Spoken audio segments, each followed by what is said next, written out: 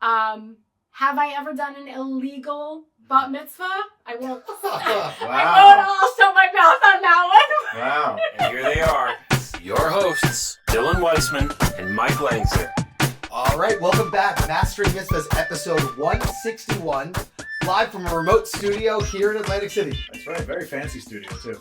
I'd say so, and we are joined. So we're here at a DJ conference. Yes, DJs have conferences. We go and we learn and we network and we check out all the new toys that we can bring to events. But today, we're actually mixing it up with a really, really awesome resource.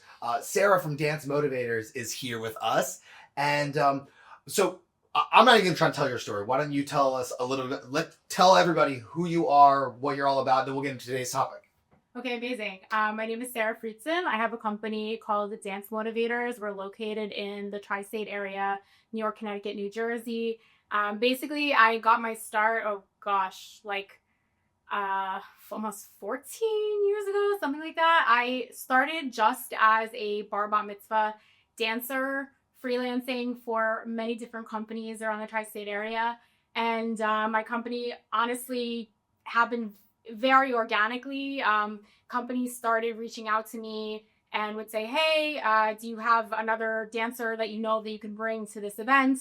Or they would ask me to work an event and I would say, oh, I'm already booked, but maybe I can help you find somebody. And I really just started trying to help people out of the kindness of my heart. And my parents were like, Sarah, you're spending a lot of time doing this. Like, you maybe should charge like a finder's fee. So I'm like, okay, like that's a good idea. And then one thing led to another, and I just started telling DJs, hey, by the way, like I'm doing this. And I realized that there was a big need for it in the entertainment world. So, officially in like 2016, I got a bit more organized, got, a roster going and everything like that. And just been growing ever since. And I think as of now, we've worked with maybe like around 200 DJs and entertainment companies. Wow. I was going to ask, how many events a year do you outsource or just staff? Oh gosh, it really depends. Somewhere maybe between like 100 plus. Yeah. Very impressive. Something like that. Yeah, and you do such a nice job. We actually met you at this convention in Atlantic City. And you do such a nice job. You're vivacious, you're exciting, and I think your team is like that as well. But what makes it so unique for me is, we have a style for bar and bat mitzvahs, an explosive. You have a very cool niche market that you have really kind of like have a stranglehold on now. And we were talking about it. So Mike, why don't you introduce today's topic? Well, we're going to talk about the different levels of religious activities that gets involved in bar bat mitzvahs. And Sarah, I want you to kind of give us some of your background because I know you act as an MC as well. Probably, correct me if I'm wrong, more so when a family's asking for a female MC, which happens in more Orthodox situations for a bat mitzvah. So can you explain a little bit of how that started and, just give us background? Absolutely. It's honestly pretty crazy. I kind of got thrown into it. I grew up in a conservative Jewish household, and when I first started doing bar and bat mitzvahs, I was solely in the like Reform conservative market. Later on in my 20s, I started to grow in my observance in Judaism, and eventually I decided to start observing the Sabbath, Shabbat, and like keeping kosher. And so all of a sudden things kind of changed for me because I could no longer work the Saturday events. And it was kind of an interesting thing that happened even before I like officially made that decision. I had started getting some calls with some companies that did more like traditional and Orthodox mitzvahs. And basically I started to get exposed to these different types of parties. And I noticed like just different things are happening, more Jewish music. And I was really drawn to it. I really connected to it a lot. And it sort of happened simultaneously with my own like Jewish growth. And I was like, hey, I kind of like really like this. And it actually helped to like inspire me to get to like your story is so great. Well, I feel like thank it's you. so great how like you really like organically fell into a perfect path for you. Exactly. And then like one thing led to another, and I started working with like another company that was doing more Orthodox mitzvahs, and another one, and simultaneously growing. And then it's very interesting, but in the Orthodox world, a lot of people sort of use the term motivator to describe what we would call MCs. Okay. And so usually what happens with a lot of these parties is there will be like one girl, as you mentioned, a lot of the Orthodox bat mitzvahs are like mostly female, not all female or mostly female. They want female staff. They want a female MC to be out there with the girls. So it really is a niche market, and there aren't too many female MCs out there. And usually what will happen is the MC will be the one that's like the face of the party, and she'll come out and she'll do the dancing and, exactly what we would call an MC, they call motivator. So what ended up happening is once I got into the Orthodox space, people just assumed that I MC'd. Wow. Because they knew that I was a motivator. Right. And so I kind of was like thrown into it. And I had like maybe like some smaller jobs here and there, and then like I had this one DJ client was like, hey, can you do the party for, I think it was his niece.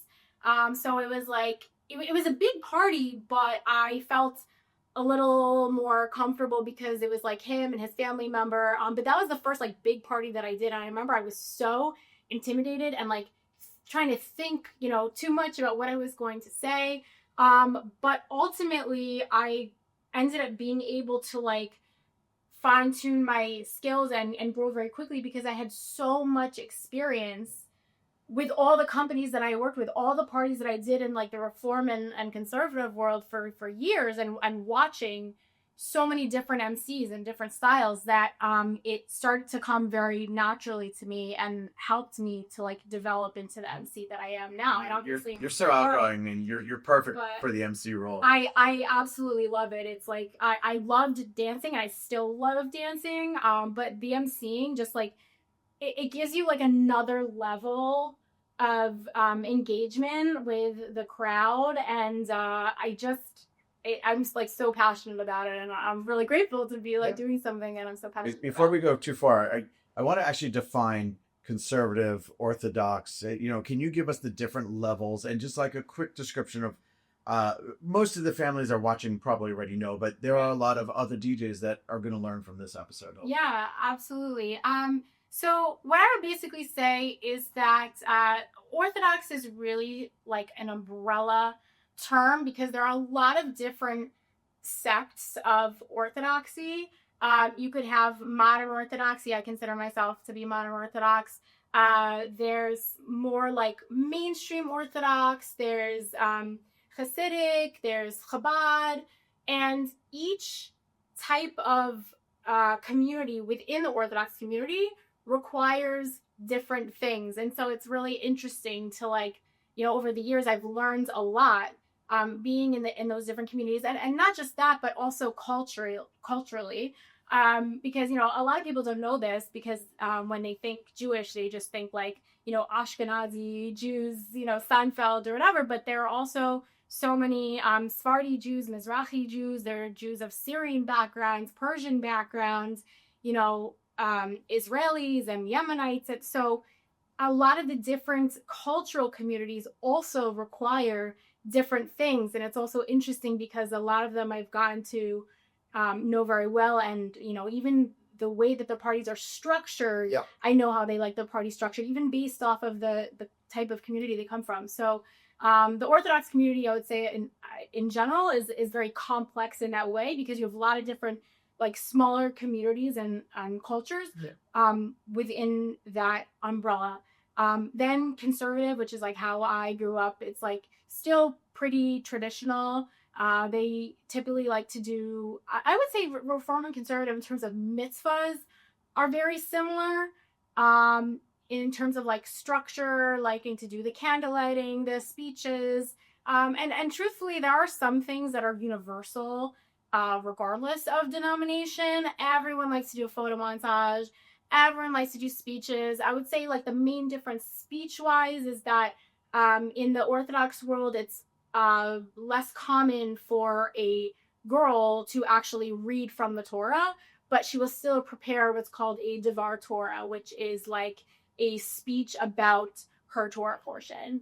And so there's more of that's actually brought to the actual party as opposed to like being at the ceremony and then there's the party. Well, I think that's important for us to understand. So we want to talk a couple different ways here, and what would be really great for us is to understand some of the dynamic differences between the bar and bat mitzvahs that you'd see on our website that we're producing and the bar and bat mitzvahs that you're a part of. What are some of those really key fundamental changes that you'll see in the reception aspect of it? For sure. So for one thing, I would say even when you first get there, there's less of a focus on the cocktail hour. Like they do have cocktail hours in the Orthodox community, but it's a little bit more chill. You're not going to see like so much interaction with the kids. And, you know, I think one of the biggest differences is that a lot of these Orthodox schools, they're like actually teaching the students how to behave at a bar bat mitzvah.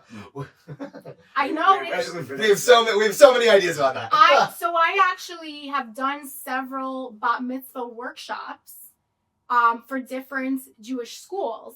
And they literally go through like, you know, that whole thing's like a couple hours and they have them food and they do a couple speeches and then like they bring me in and a DJ to like do some follow-along dances with them and get the kids out of their shell a little bit and show them what to expect for their bat mitzvah season.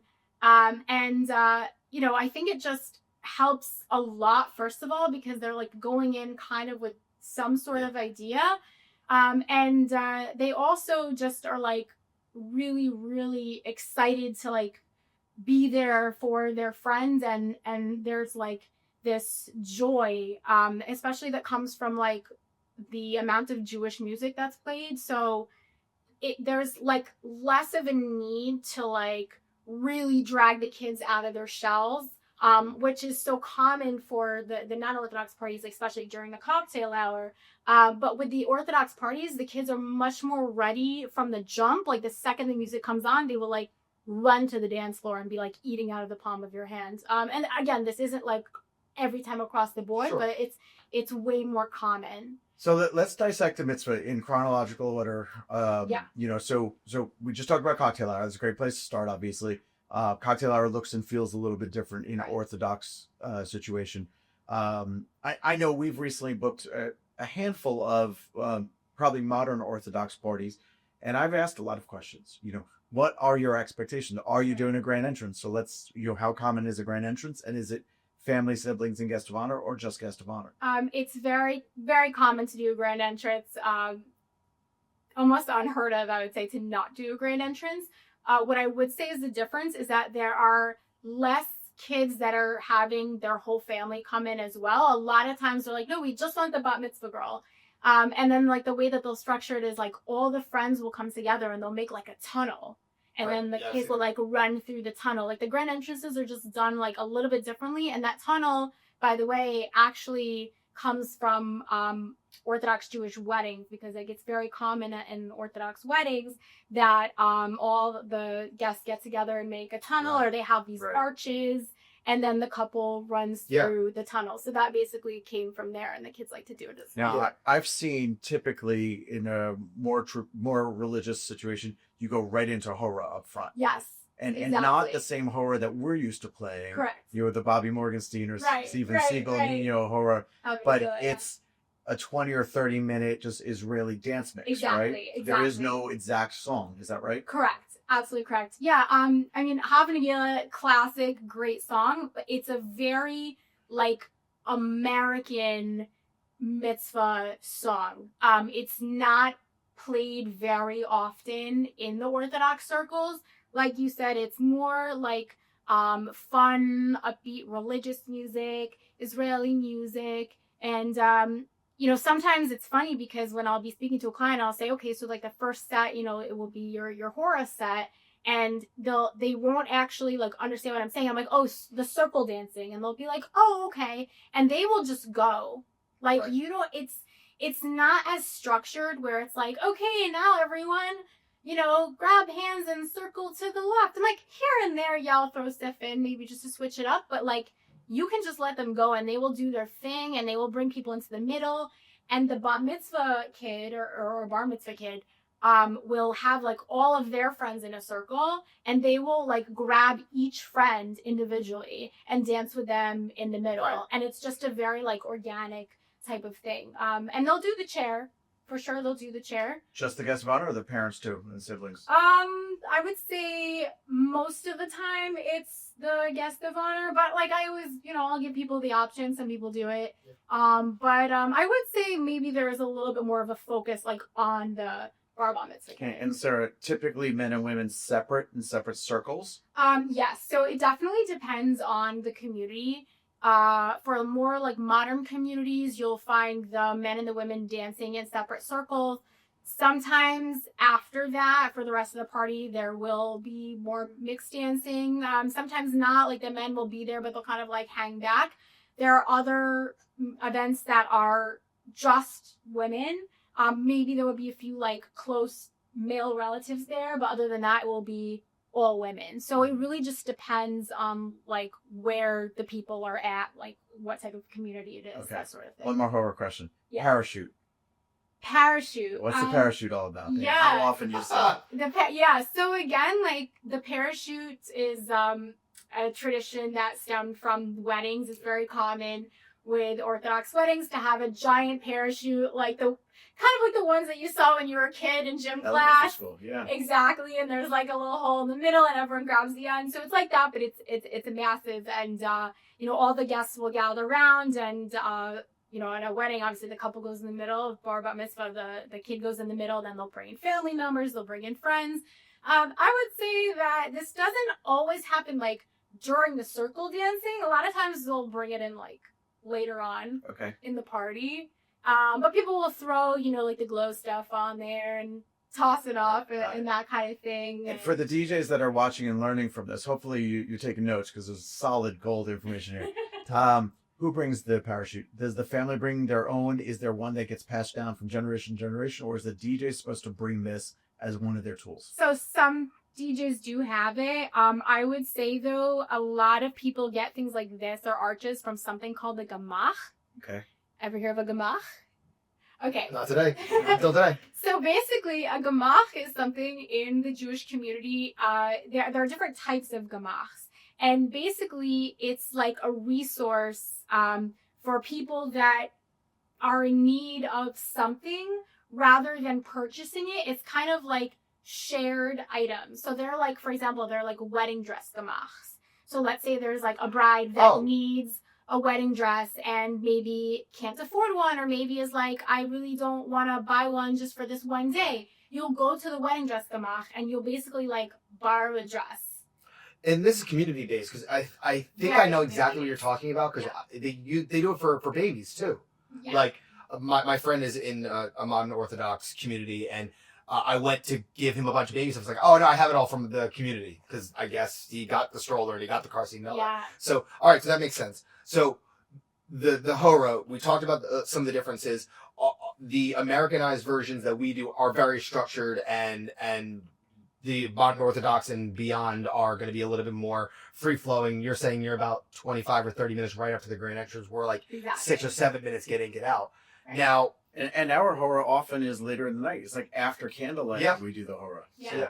So let's talk about meals in general. Yeah. How does it work in a party that you're commonly, a part of? I would say most of the time it's buffet style.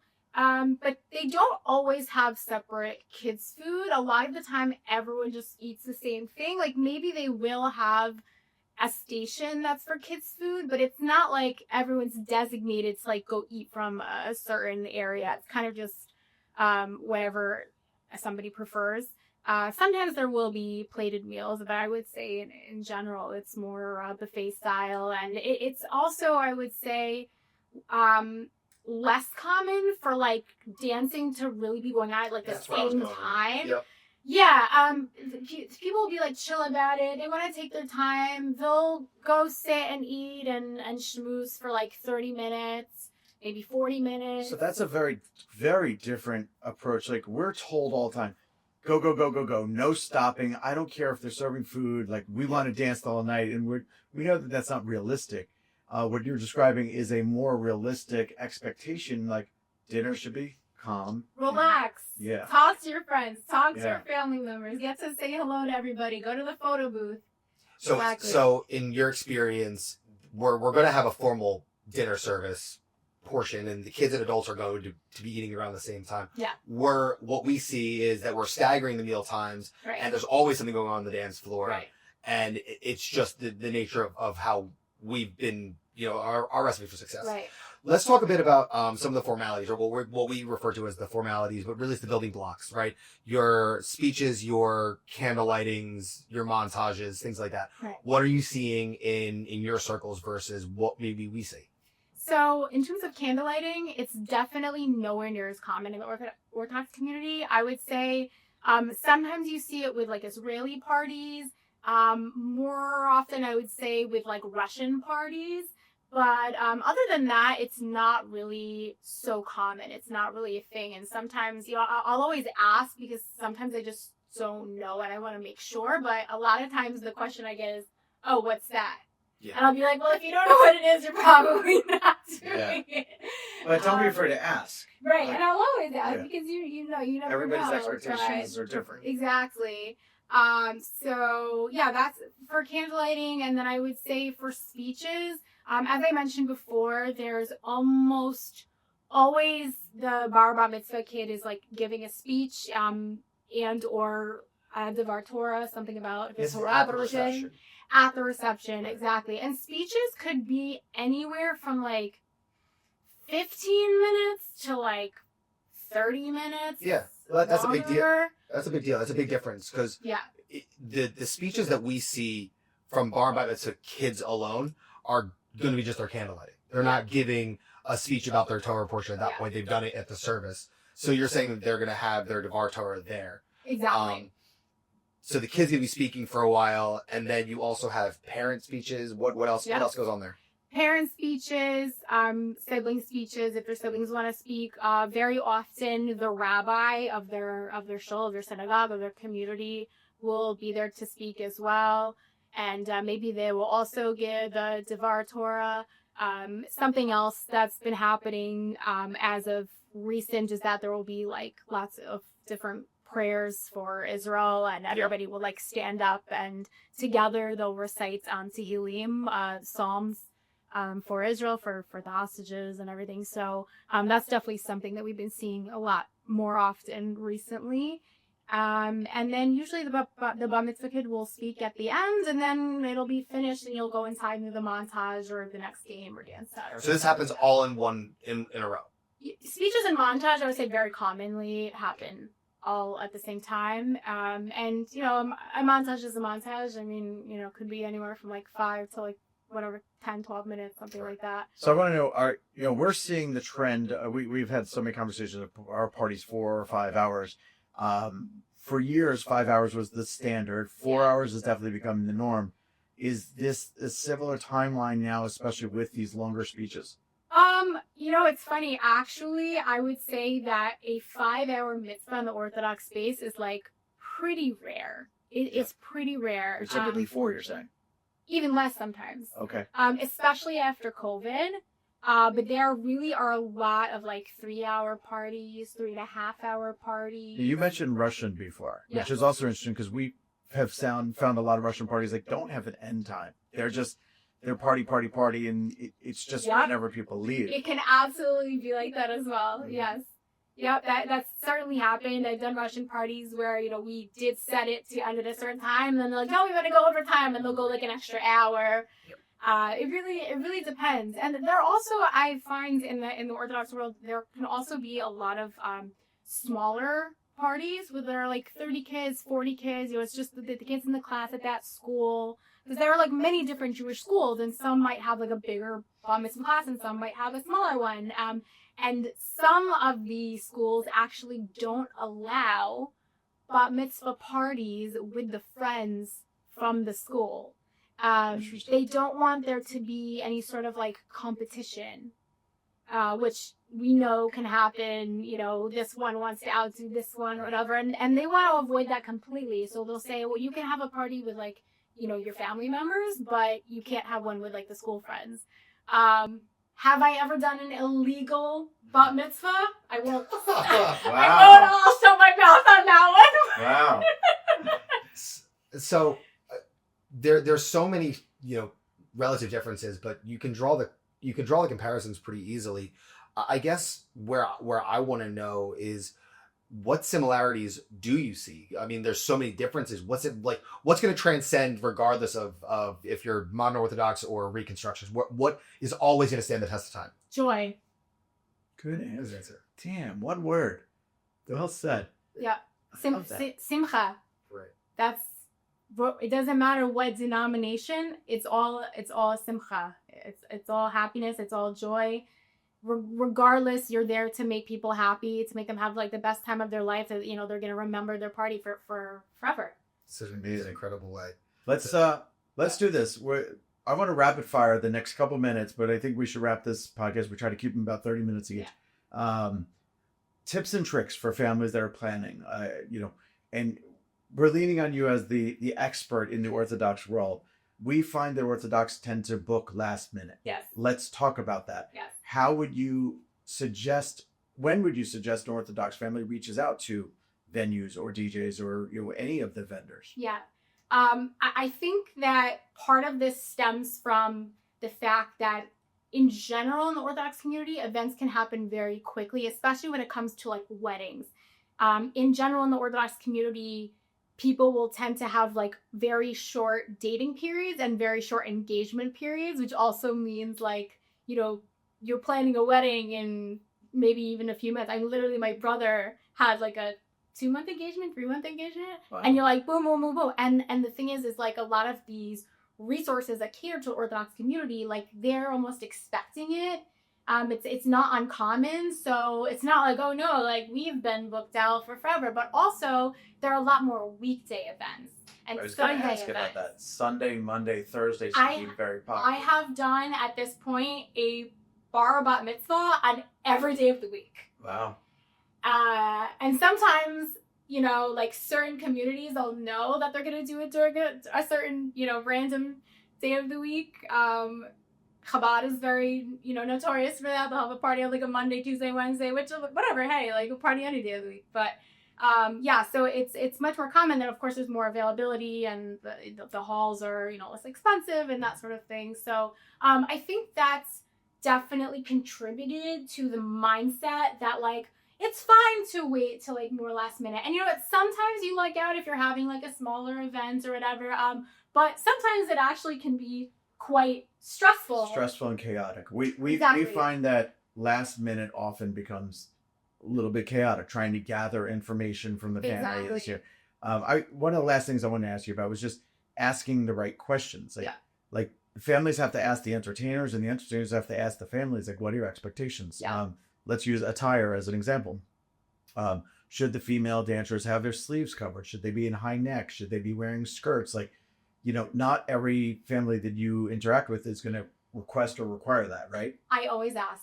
You do? I always ask, and I have my different mitzvah outfits for all my different communities. So sometimes I'm like talking to them, and I know what school the kid goes to. It like you're not going to necessarily know what school a kid goes to at like the non-Orthodox space, but in the Orthodox space, you get to know a little bit about the different schools and sort of what that community is like. So a lot of times I can kind of tell already what their vibe is, but I will always ask, are you okay with pants? Do you need me to wear a skirt? Do my knees need to be covered? Am I okay with short sleeves? Do you need long sleeve, 3/4 sleeve? And I literally have my different outfits for each type of scenario. So for an inexperienced company that might get that phone call from an Orthodox family, you know, these are questions that they should ask so that they don't offend. Is that right? I wouldn't say so much offend, but you want to be like knowledgeable and sensitive to what their needs are. I would also say a big one is that in the Orthodox community, lots of times men and women don't touch unless they're like immediate family members or it's your spouse. So definitely something to keep in mind if you do an Orthodox Likewise, event. as far as hugs and handshakes. Exactly, Yeah. exactly. And there are some people that like will do a handshake, and it's actually very important according to the Torah to not embarrass someone. So we say that embarrassing someone is akin to killing them because you're like killing their energy or whatever. So you never want to embarrass someone. So sometimes people will still do a handshake just to like be polite, but it's a good idea to just have that in the back of your mind and sort of like take cues, take body language, or even ask someone, from the community, hey, like what's like the vibe here? Yeah. What other questions should we as the entertainers ask that are very specific for Orthodox families? I mean, I would say things pertaining to what we've discussed earlier, who's going to be speaking in what order, and what would you like to happen during this or that.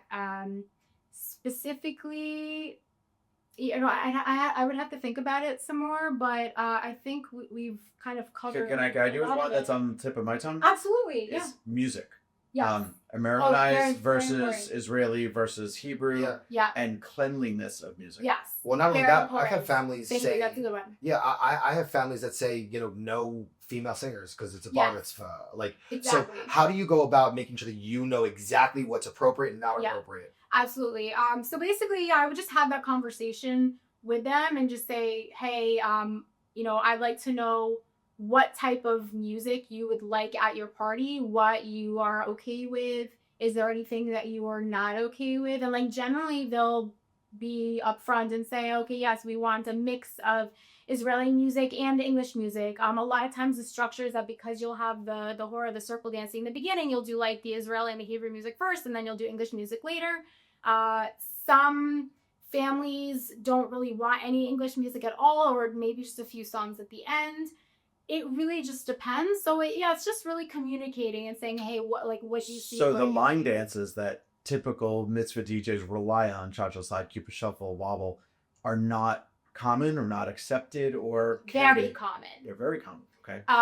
Cha-cha slide for sure. Kana Jill for sure. The kids actually do the Kana Jill a little bit differently in the Orthodox community as I learned. So literally like when I'm going to an event, I know like which version I'm going to need to do. So those are definitely very, very common. And a lot of times the adults will like love to jump in on that stuff as well because they'll remember it from like their bar mitzvahs. What's a common song that would be played at a mitzvah that we would do that is just like an absolute no in the Orthodox community? Oh gosh. I mean, nowadays there are quite a few of them, I would say. I mean, a lot of the like, the mumble rap type of stuff, anything really that's just like vulgar. Yeah. I mean, Nicki Minaj, Doja Cat, not happening. So I mean, some of the songs and some parties, yes, Starships, super popular like across the board. It's a clean. So now it's a messaging song. thing. It has less to do with I mean, definitely for sure messaging, but again, it depends on the family. It depends on the community. There could be two kids from the same class and like this family is fine with XYZ and this one's like not so fine. So it's really just communicating with them, making sure everyone's comfortable, asking for a playlist, getting those songs. Yeah. I think I got one more and then we should wrap it up. Games and contests, very, very popular in what we do, both in the physical representation, like the basketball games and the air hockeys and things like that. And we also have the Coke Pep season and, those sort of contests. What are you seeing in your circles? Coke and Pepsi has stood the test of time. Yeah. It has. And the kids eat it up. And I would say it's still by far the most popular game. And, if you're going to do something else, then, maybe you'll do a trivia game. The kids love that. But occasionally if they want more games, if they're really into them, I'll suggest other things. But, they want to do what they see their friends doing for the most part. Okay. And also friend presentations. Yeah. Okay. Also a thing. Yeah. But like sometimes a little bit more structured. They'll like write something out a little bit less, a little bit less chaotic. Yeah.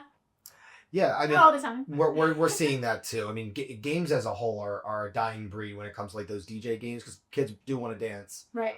more than they ever have in my career. So Yeah. that's positive for our industry. So I'm glad that you're seeing something similar.